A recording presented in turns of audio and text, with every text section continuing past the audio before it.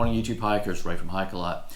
Hey, I'm going up this weekend with some friends to do the Buckeye Caney Creek Loop in Arkansas up in the Ouachita Mountains, and thought I would take a few minutes and do a quick loadout of the bag that I'm taking with me and what's inside. I think right now with everything except my water, I'm at about 22 pounds, so let's take a peek and see what's inside.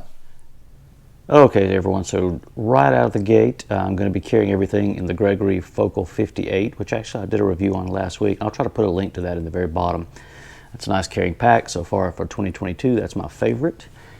Easing over here to sort of our bedding end of the world. It's only going to get down to about 65 this weekend, so I don't need anything too extreme. I'm just going to use the old plain Jane Klymit Static V. That's a super light, relatively easy, pretty darn cheap sleep mat. That'll be perfectly fine.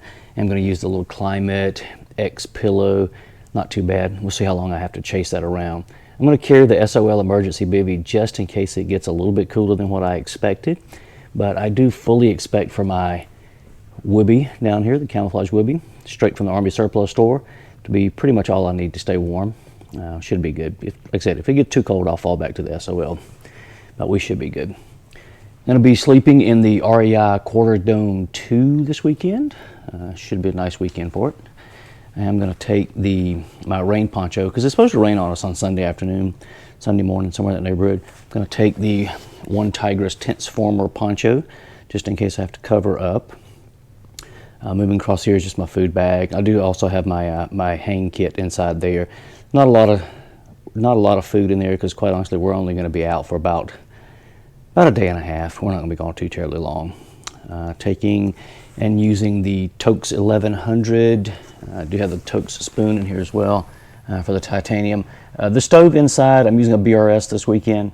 There's also in here a gas can, a lighter, a little bit of seasoning, nothing too terribly robust. Quick change of clothes over here for around camp. Do have a buff down here, darn tough socks, just a light shirt and some shorts for the camp while just hanging out, staying cool. And you take the Anker 20,000 milliamp battery so that I can charge all my camera gear and my phone and my lights and all that good jazz. I'll be using Spot Gen 4. My lighting for the weekend is the Nitecore NU25.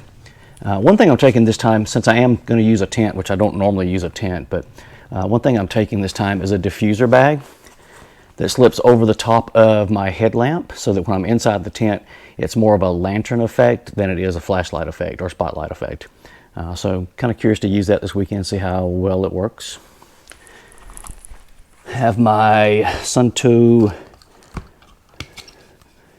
MC over here for my compass and navigation, just a printed paper map.